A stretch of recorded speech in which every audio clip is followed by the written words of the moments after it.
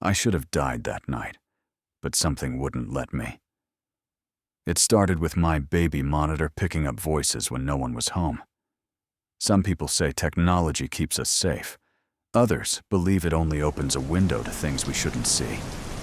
I never expected to be caught in the middle. Not like this. Welcome to the channel. How are you tonight? Let me know in the comments. Are you into chilling stories, or just here for rain and comfort? If you have a ceiling fan, switch it on and get cozy. Pull your blanket close. Tonight's story is a bit different. Just you, me, and whatever else might be listening in the dark with us. It's a Thursday night. Outside, the wind pushes sheets of rain against the glass. The kind of storm you hear even with your eyes closed. Inside the house, everything is still. The only sounds are the rain and the gentle static hum, that constant crackle from the baby monitor. My daughter's asleep. The monitor sits beside me like a silent companion. For years, that static meant everything was fine. Some nights, it even helped me sleep. But this night, I can't shake the feeling that something is off.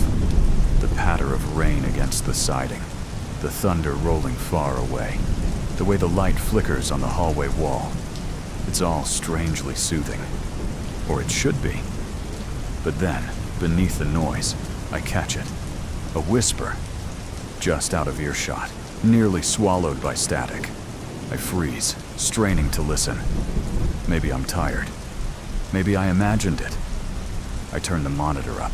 Nothing but rain and white noise. Still, something sinks into my stomach. A cold discomfort. The feeling of being watched, even with every door locked.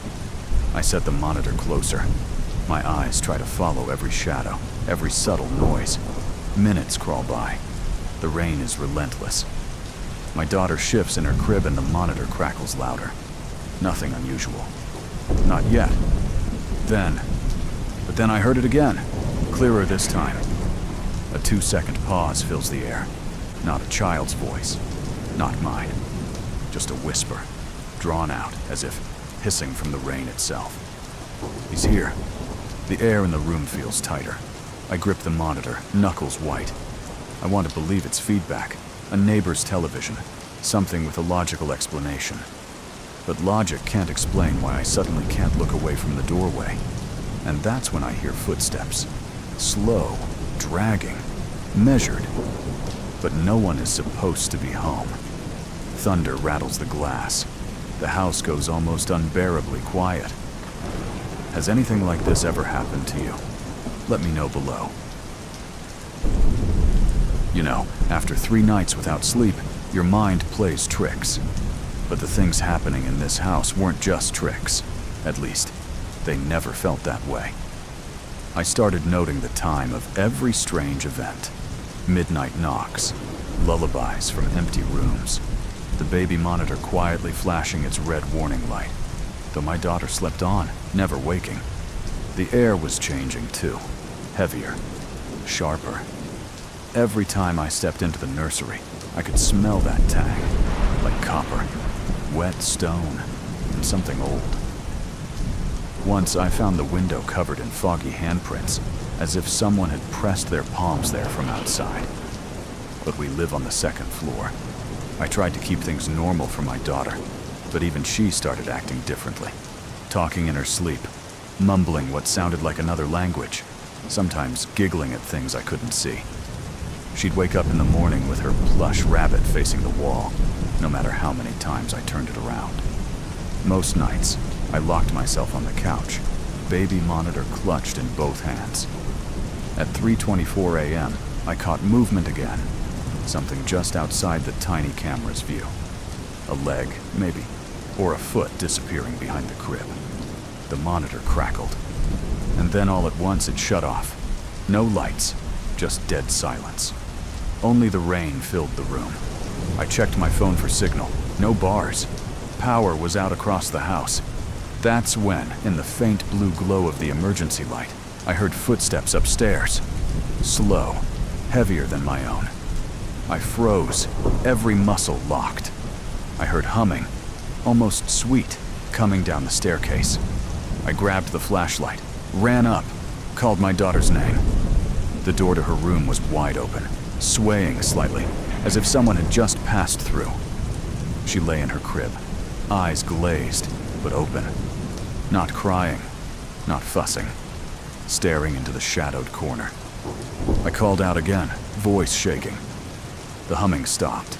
The shadow didn't move. Then, a whisper from behind me. She likes the rain, too. I spun around. No one. Only the empty hallway stretching behind me. That's when I started to question. Is it possible someone's watching the house from outside? Or is there something else at play inside these walls? In the morning, I checked every window and door. All locked. No sign of intrusion. But my daughter had drawn something with her finger in the dust across her windowsill. A stick figure, hands raised, surrounded by circles like raindrops. I tried to make sense of it, checked the news for power outages, strange incidents in town. Nothing.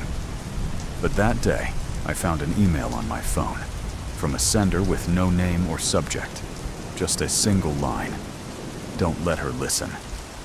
I stared for a long time, the screen blurring from lack of sleep. That night, I set my phone to record audio beside the monitor. 8 hours later, I scrubbed through the track. Mostly static, ticks from the rain, distant thunder. But at 2:57 a.m., a new voice joined. A child's, but older than my daughter, reciting a nursery rhyme backwards. The next morning, my daughter had a fever. Her first words after waking, "Rain monster's gone now." But as the day wore on, the air in the hallway smelled sharper. The chill never left the nursery.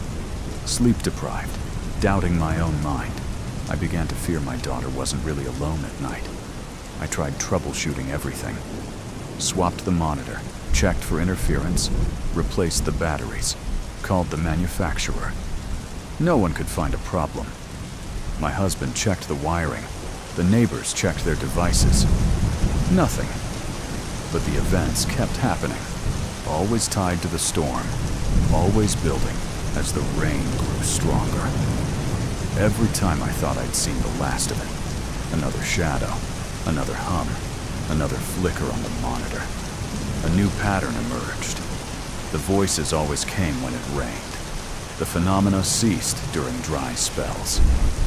Some nights, I almost missed the fear. The way it sharpened my senses, made each breath feel deliberate. But one night, right as I started to hope things were over, I heard a new message. "She's not yours."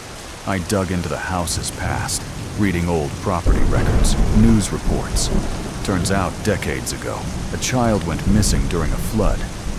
Legend among neighbors said sometimes her spirit wandered in storms, seeking warmth and a lullaby. But as I pieced together the clues, nothing fit perfectly. Sometimes the whispers sounded like two voices, one pleading, one warning. Was it possible something in the device itself was letting these things in? Or was it just my exhaustion, all those sleepless, stormy nights catching up to me? What would you do if your own baby started talking to someone you couldn't see? If technology, meant to keep you safe, became the only thing telling you the truth? Would you believe me if I told you this is only half the story? They say every parent has one moment that replays in their mind, years later, when the house is finally quiet. For me, it was that Sunday, just after 2 in the morning. I'd convinced myself the worst was over. My daughter's fever had broken. No strange noises for nearly a week. I finally slept for more than 3 hours. But storms come and go, sometimes without warning. That night, the thunder returned. Sharp, too close, shaking the window. The rain, gentler at first, slowly turned savage. Flakes of hail pinging off the roof. Beat. The narrator's breathing audible, slow and uneasy. I got up for water, careful not to wake my daughter. The monitor was still on, warm in my hand. I stared at the glowing screen, its soft gray light painting the walls, feeling like a lifeline or a shackle. I wasn't sure which. Suddenly, an alarm, short, clipped, metallic, cut through the static. I fumbled, thinking I'd dropped something, but it was the monitor. A new message, loud and clear, jolting me as if I'd been shocked. A voice that wasn't my own.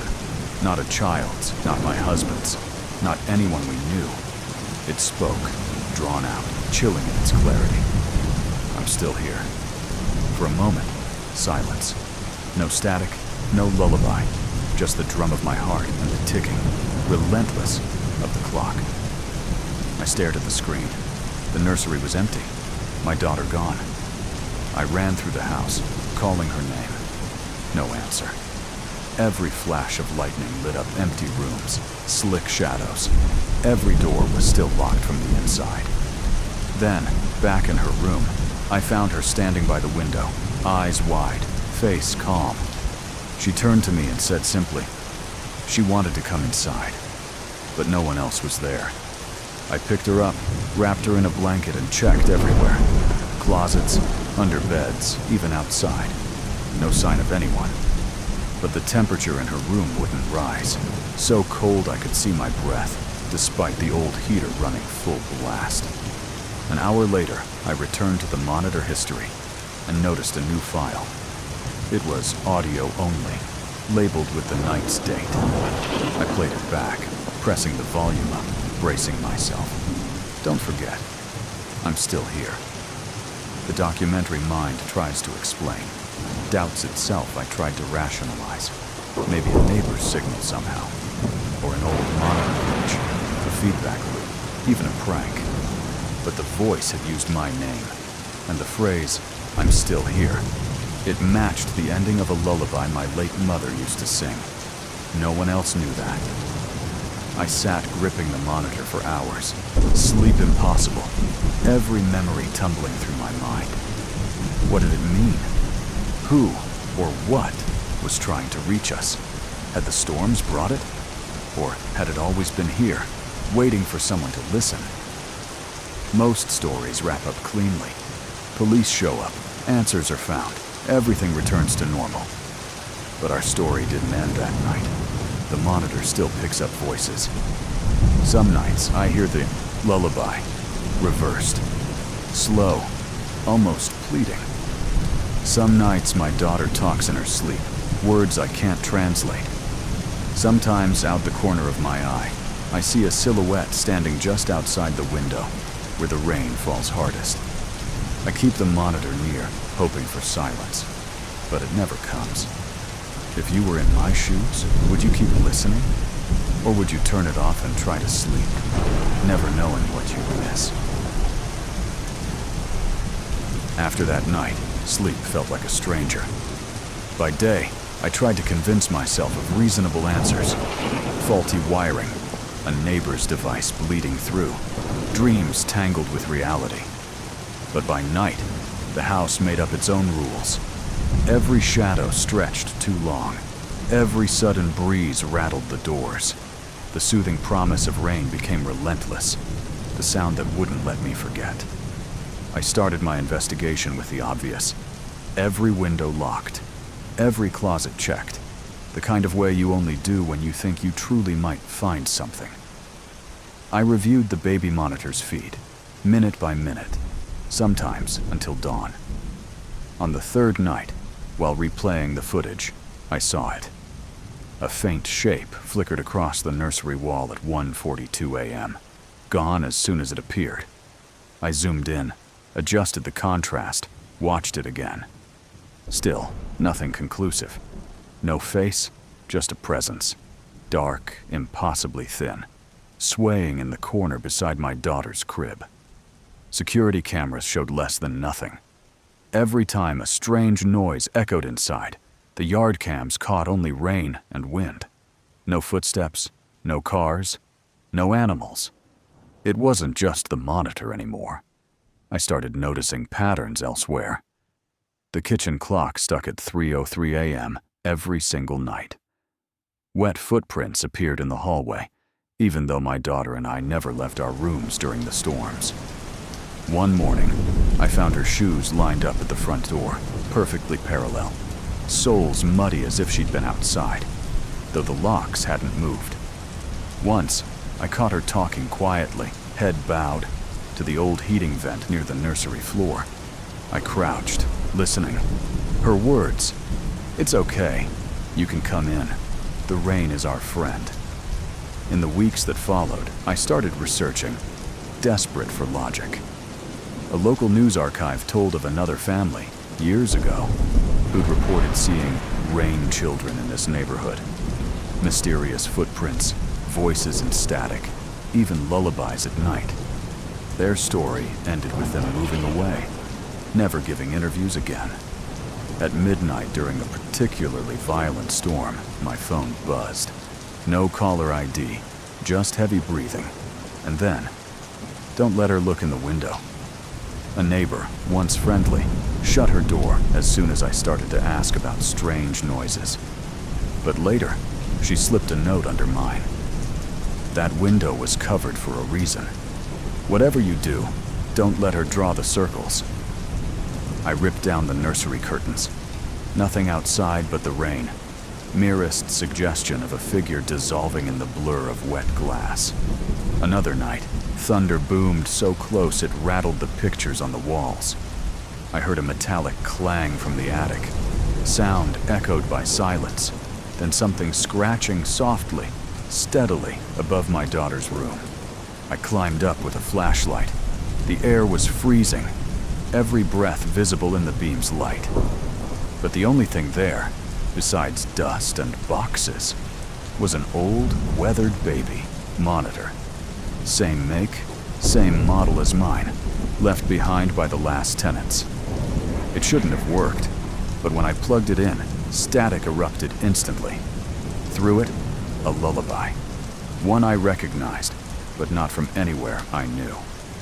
I found a forgotten news clipping shoved inside the box. Family flees home after monitor incidents. No foul play. It's not paranoia if the evidence piles up. The boundaries between reality and nightmare shrank with every storm. I began finding strange messages on scraps of my daughter's artwork. Swirling circles, rain lines, and always, a figure missing a face. One morning, the baby monitor played on its own. The screen black, but the audio whined, bent, and then a new voice, low and desperate, muttered, "She's chosen. You can't help her." Lightning flashing, wind gusting, doors slamming shut, and a burst of all the monitors across the house blaring white noise. At once I ran from room to room, unplugging each monitor. As soon as one went silent, another would turn itself on. Suddenly, every device glowed a different color. Purple, blue, green, cycling with each thunderclap. Rain was leaking through the ceiling, though the roof had just been fixed. My daughter's giggle echoed through the static as if 3 rooms away, and at the same time, right behind me. I forced myself to breathe, forced the panic down, and watched the monitor's lights finally wink out as the storm outside receded. That day, an old caretaker from down the block stopped by, drawn by the flashing lights. He told me about a little girl from his childhood, the one who disappeared in a flood, whose family owned my house before us. She always loved the rain, he said. But after she vanished, everyone started talking about the voices. He suggested hanging wind chimes over every doorway, keeping a glass of water by the crib. In case the rain child's thirsty, he said. If anything, the storm should have washed the past away. But every time it rained, the past found its way back inside. Now, when thunder wakes me, I don't reach for my phone. I check that every window is covered, that my daughter's hands are clean, that the old monitor has fresh batteries, no matter how much I wish I could throw it away. Still, the evidence won't let me rest.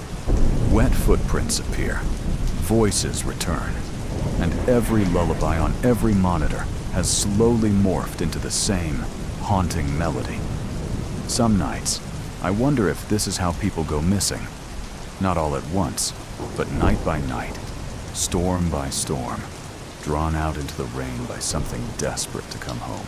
I thought I knew what fear was, but when it finally happened, when I saw it, heard it with my own ears, there was nowhere left to run from what I'd always doubted.